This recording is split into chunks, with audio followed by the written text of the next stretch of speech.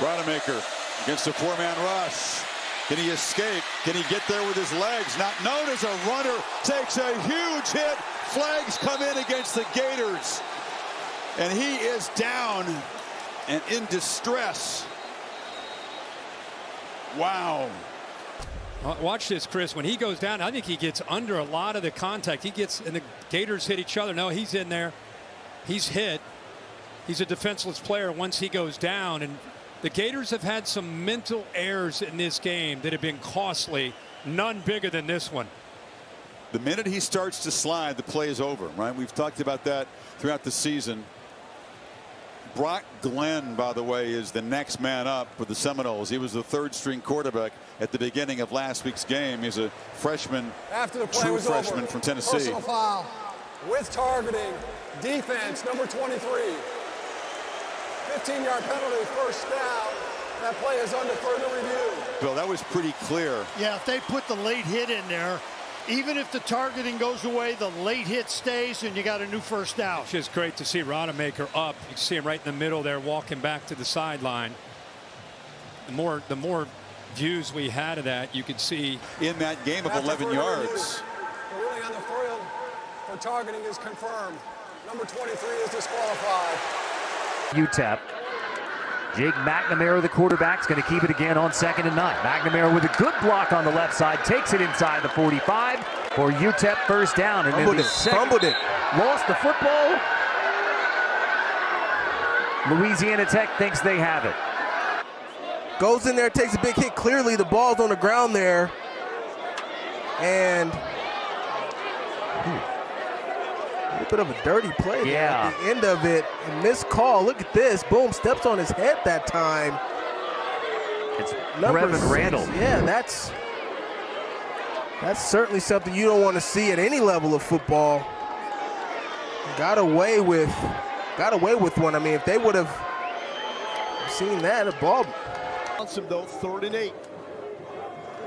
Daly looking to throw, open receiver caught by Reynolds, and that's a first down on only the 2nd pass attempt tonight for Bryson Daly. 13 yards to Reynolds. On 2nd and 5, little pressure comes, they hand it off. Jones spins around and gets the first down, gain of 6. This season, very effective runner, especially near the goal line.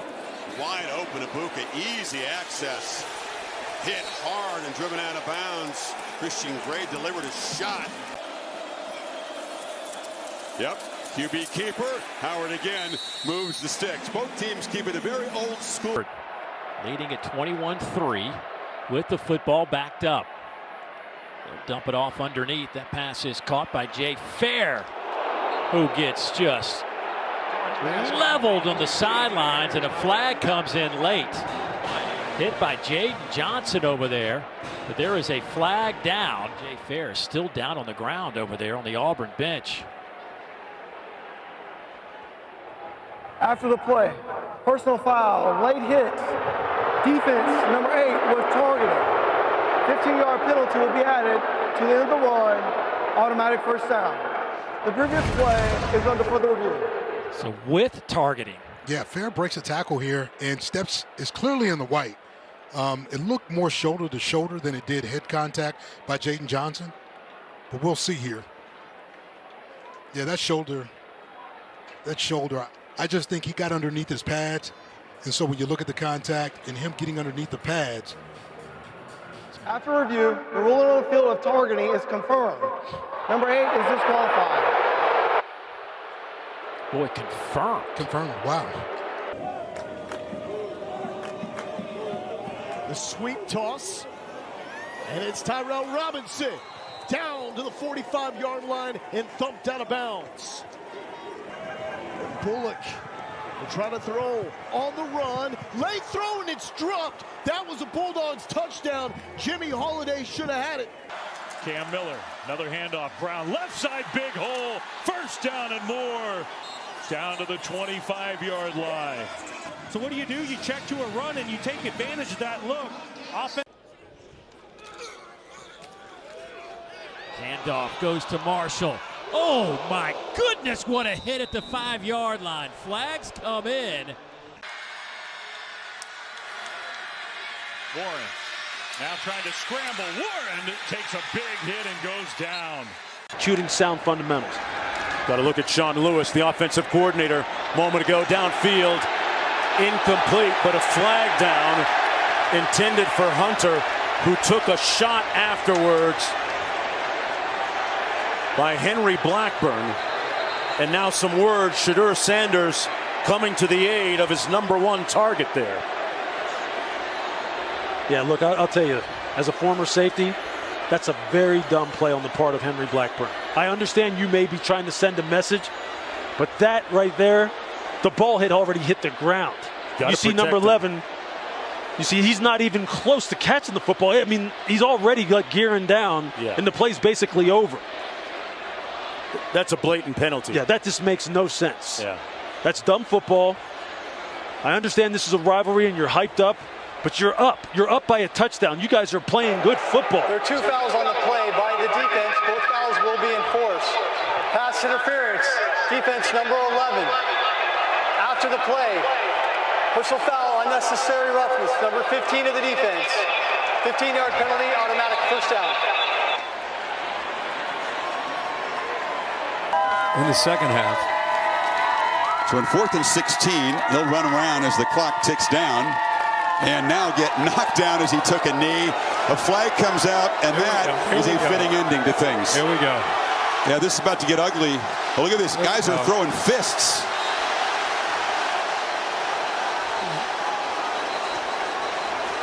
Josh Heupel calling this timeout. And then the late hit.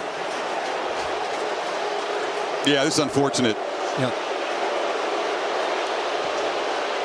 He was taking a knee. It was obvious what he was doing, and he got knocked into. And of course, the Gator offensive line took exception. By the way, it's a 15-yard penalty. It's kind of fitting for how this game has gone for Tennessee. That's what I said. It's the perfect finish. Yeah. Some of these penalties will be viewed as very questionable on Rocky Top, but it was sloppy.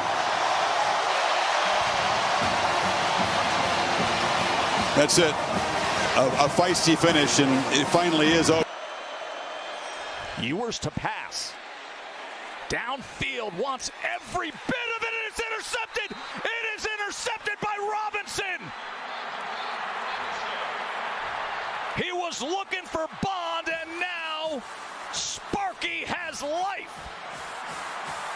I like the decision by Quinn Ewers, but I hate the throw. That needed to be a flatter throw. That thing hung in the air for a very long time, and it allowed Javen Robinson, the fastest player on Arizona State's team, to recover against Isaiah Bond and make this play. It's hanging, and Javen Robinson, who played so well in the Big 12 title game, who's given up some big throws here in the second half to Matthew Golden. Backfield. Bearcats showing pressure. Pirates pick it up. Mitchell was walloped at the 2. And here come penalty flags everywhere. What a shot. Woo. Let's hope Mitchell is okay, because he was separated from the football. Brian threats. Don't hang me out to dry like that. Ayler's Personal right foul. there. Targeting. Defense. Number 10. Half is this legal. Automatic first down. The previous play is under further review. We'll check in with Matt Austin, our rules expert. A big collision near the goal line, Matt.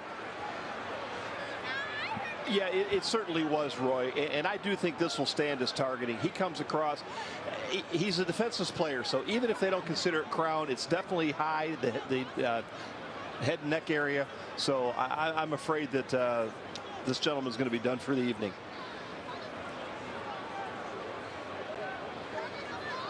Yeah, threats will be done. We'll have to sit out not only the fourth quarter here, but what a play.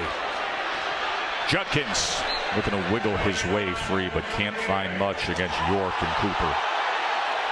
And flag comes in at the end.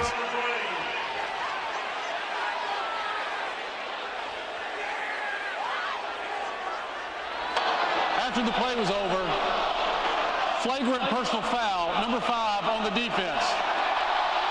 A flagrant personal foul requires an ejection from the game. Number 5 is ejected That's a huge loss. That's Shamar Turner, as he is ejected from the game. Shamar Turner, who has been disruptive today, who had the blocked field goal. We know why Shamar Turner was ejected, Jordan. Oh, look, Micah Pettis has been finishing blocks like this all game, and watch Turner get up with the frustration. It's right there. What? And another one. And he goes right cross up top. Break that down. Well, I mean, that was like Ngannou last week in Saudi Arabia with that shot, with the first shot. I mean, you just can't. His grandchildren He's going to lose a point in that round, though, right? Wow. So he is ejected with the flagrant, and one of their very best players. Ball at the 45. Play fake Yarnell. Tries to go over the top, and it's incomplete. Intended for Malcolm Epps, and a flag on the play. And they will have to look at this for targeting. Let's bring in our rules analyst, Matt Austin. Matt, what are you seeing here on the replay with Corey Johnson there that could be the guy they're looking at for targeting? Yeah, this should definitely be a targeting call. The receiver is obviously a defenseless player. He launches, comes in head first, makes helmet-to-helmet contact. This is definitely going to be targeting and should be confirmed easily. That play is under further review. Yeah, that's launching, leaning, crown of, I mean, that's everything in the book. That checks all the boxes. Targeting was confirmed on Corey Johnson here on this hit on Malcolm Epps. He has been disqualified for the game. Big story number one, but coach. Back-to-back 3-and-outs after the 18-play drive. That's the longest drive in championship game history. Buckeye defense has responded since then. That's good coverage. 3rd and 19. Pocket collapses again with an arm draped around him. He delivers a downfield throw, tried to get to Mitchell Evans, and there's a flag in the play. Ransom. And allowed him to get behind him. Defense number 1. Never really located the ball until it was late. Automatic first down. More penalties in coverage than anybody in college football this season. 3rd down and long. It's a lob. Intercepted. Zakee Wheatley. All the way back out with a flag thrown at the end of the run. Hauser to the sideline, picked off. Mike Saberstill, he's got room to run down the sideline. Saberstill gonna take it all the way. Touchdown, Michigan. 3 flags down. For the time being, it would be the 2nd pick 6 of the season for the former wide receiver. After the play, personal foul, offense number 58. The actions by number 58 have been ruled to be flagrant. Number 58 is ejected from the contest. Wow. The score is good. Browns initially, they will review this, and here's that Spencer Brown flagrant personal foul. Oh yeah, led with the helmet on Braden McGregor. Yeah, McGregor was the first guy with kind of a funky block. Spencer Brown took exception to it, and it's always the second guy that gets caught. And 4-man rush. Flag is down. I think that's going to be offsides. Well, that was a big hit on A.J. Swan, who kind of quit playing. Tyler Barron came in there and hit him. Clark Lee wants a flag on snap, it. false start, offense number 55. 5-yard penalty. It remains 3rd down. It's getting chippy down there. Well, I got to tell you something. I mean, that was a... Oh, that's a late hit. Yeah.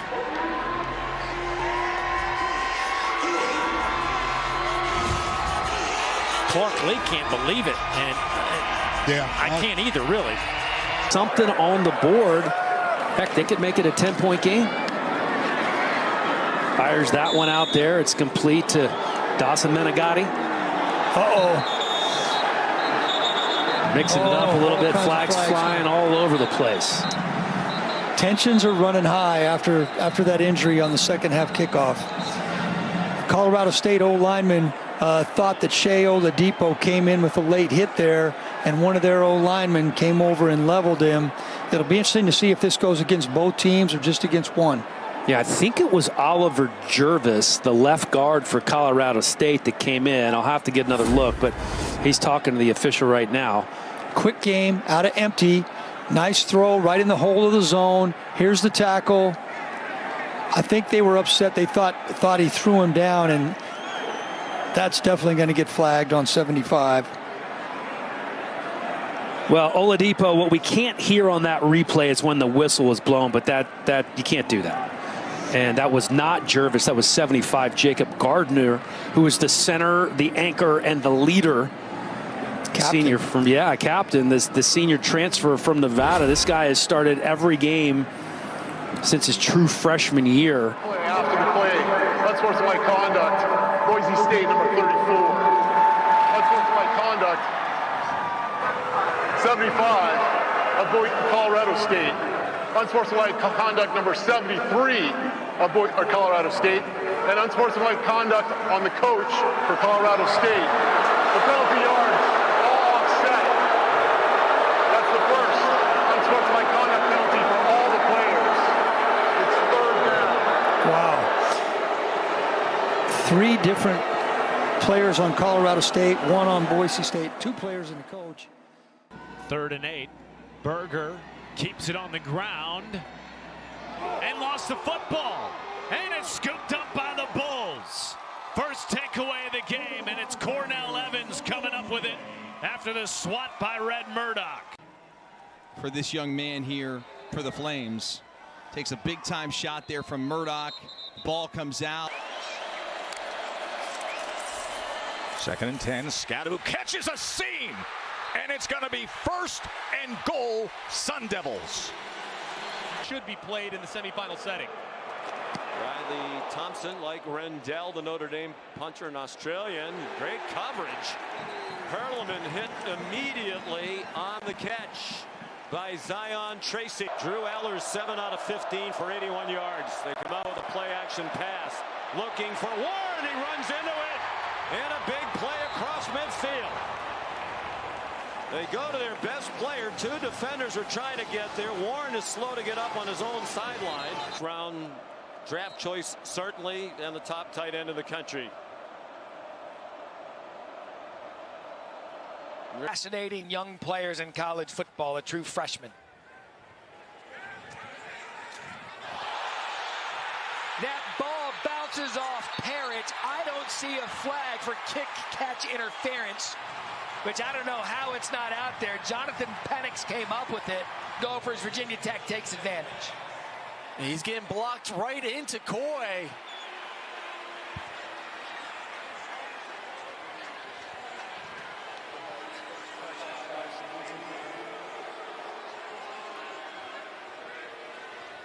Still in the backfield. Play fake open. Rossmer over the middle. Caught. That's Lemecki Brockington, and Brosmer finds him again. Good to see Brockington back out, injured after the big play and again. Field position, so many self-inflicted wounds for Alabama today. Alabama's offense has got to get it going. Milroe all the way across the field, and wow, oh my goodness, a huge hit to get the running back Jam Miller to the ground. Epler in the backfield with Milroe on 3rd and 5. Milroe throws. He's got his man open, caught for a first down. That's Bernard who takes a big hit. Play the next down. Brian Kelly referring to Garrett this week as a throwback leader with his swagger and his mentality. The ball pops out from Aaron Anderson, still loose, and Baylor's going to pick it up. Well, potential for a momentum shift